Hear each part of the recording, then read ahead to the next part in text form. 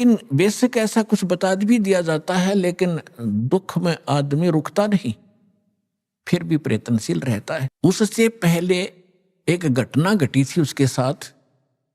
परमेश्वर कबीर जी जब आए हुए थे बनारस में, एक दानक के रूप में, जुलाहे के रूप में लीला कर रहे थे, तो उस समय वो यही ज्ञान दिया करते। तो दास उस परमेश्वर का बोला हुआ आज आपको सुना रहा है। हिंदू और मुसलमानों को जो दास आज बता रहा है, परमात्मा 600 वर्ष पहले सुनाया करते थे। उस समय आप शिक्षित नहीं थे, जिस कारण से परमात्मा के साथ बहुत घनी बदतमीजियां हमने करी और हमारे गुरुओं ने करवाई। वो ये कहा करते ये धानक है, दुल्हा है, ये सदग्रंथों को जानता नहीं, क्योंकि ये संस्कृत पढ़ा नहीं, और संस्कृत पढ़े बिना सदग्रंथ समझ नहीं आते, सारी झूठ बोलता है। तो हमारे यह बात पक्की जचेगी कि कबीर जी अशिक्षित हैं, ये सदग्रंथ नहीं जानते, झूठे बोलते होंगे। तो आज परमात्मा ने सबसे पहले आप पर रहम कराया। 1947 में भारत आजाद हुआ, 1951 में दास को यहां भेजा। उसके बाद फ्लड आ गई शिक्षा की हिंदुस्तान में। नहीं, हमने हमारे उस समय मुझे मालूम है हमारी 2 सिस्टर तो बगैर पढ़ाई छोड़ दी कि ना हम नहीं पढ़ाएंगे। लड़कियों को तो आसपास भी नहीं, लड़के भी हमारी नंबर आया था पढ़ने का, उससे पहले सभी अशिक्षित थे। तो कहने का भाव ये है कि परमात्मा ने ये जो शिक्षा है या एक आग है, ये इस जीव की नाशक है। इसने नैतिकता का नाश कर दिया, आपस में शिष्टाचार खत्म कर दिया। ऊपर से हम लिपे चोपड़े दिखे हैं, अच्छी पैंट कोट पहन के, और सारे विचार बिगड़ गए, हमारा व्यवहार बिगड़ गया, बेईमान बन गए, अहंकारी बन गए, छोटी सी पोस्ट पाकर भगवान भूल गए। लेकिन परमात्मा ने ये एक बार ये करना जरूरी था। मालिक को मालूम था कि ये तो आत्मा है, इसको ज्ञान होगा, फिर ये छोड़ देगी उन बुराइयों को। शिक्षा करना जरूरी था। तो ये शिक्षा आपको आज ईब काम आई है, बाकी रोजी रोटी के लिए विशेष नहीं है। ये लाखों बच्चे पढ़ते हैं और नौकरी कितनों को मिलती है? 1 वर्ष में करोड़ों बच्चे हिंदुस्तान में शिक्षा ग्रहण करके फारिग होते हैं।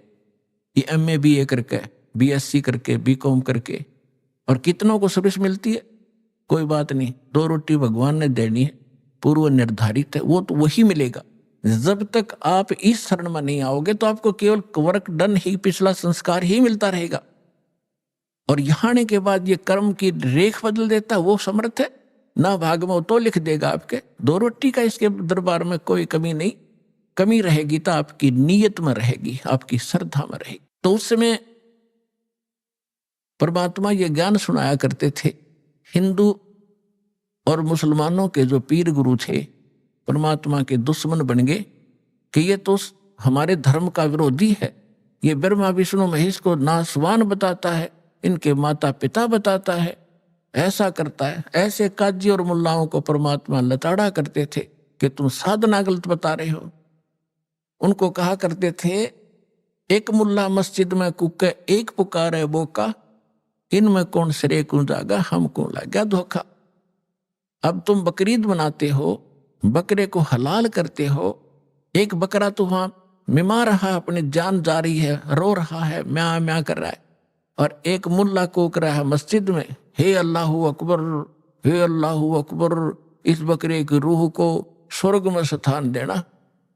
जैसे उस मुल्ला के बाप का नौकर है वो भगवान, उसके कहने तो उसने स्वर्ग में भेज देगा उस बकरे की आत्मा ने। परमात्मा कहते हैं, जय यारू तें भिष्ट पिठाई तो कर तदबीर कबीला भाई। अगर तुझे डेफिनेट कॉन्फिडेंस है इस बात का कि ऐसी क्रिया से ये बकरे की आत्मा भिष्ट में चली जाती है, तो अपने परिवार ने करके दिखा, तो किसी एक इस तरह भेज उसको स्वर्ग में। तो इस तरह की परमात्मा की कड़वी सच्चाई को वो बालक सहन नहीं कर सके, विरोधी बन गए। इसी प्रकार हिंदुओं को समझाया करते थे कि पांडे निपुण कसाई संतो, ये पांडे निपुण कसाई, ये बलि चढ़वाओ देवी कह के, काली कह के, भैरव कह, और ये गलत साधना बता रहे तुम्हारे को, शास्त्र विरुद्ध साधना दे। तो दोनों दुश्मन बन गए और परमात्मा इन मुसलमानों को कहा करते और हिंदुओं को कहते थे, नहीं है दारमदारा, वहां तो नहीं है दारमदारा, उस दरगाह में धर्म राय है, लेखा लेगा सारा, मुल्ला कुक के बंग सुनावे ना बेरा करतारा। और फिर परमात्मा हिंदुआन कहा करते थे कि वेद पढ़े पर भेद न जाने, ये बाँचे पुराण 18, और जड़ के आगे भोजन धर्या और भूल गया सृजनारा। एक पत्थर के मूर्ति का भोग लगाता फिर और भगवान ने भूला बैठा है, और बात कर मैं वेद का ज्ञाता हूं। खाक पड़ा तुमने वेद, वेद में लिखा कहीं ऐसी क्रिया करो। तो इससे वो सब क्षुब्ध हुए और विरोधी कर दिए सारे मुसलमान उन पीरों और मुल्ला और काजियों ने कि कबीर काफिर है, हमारे धर्म की तौहीन करता है, ये मांस खाने को भी मना करता है, हमें राक्षस बताता है।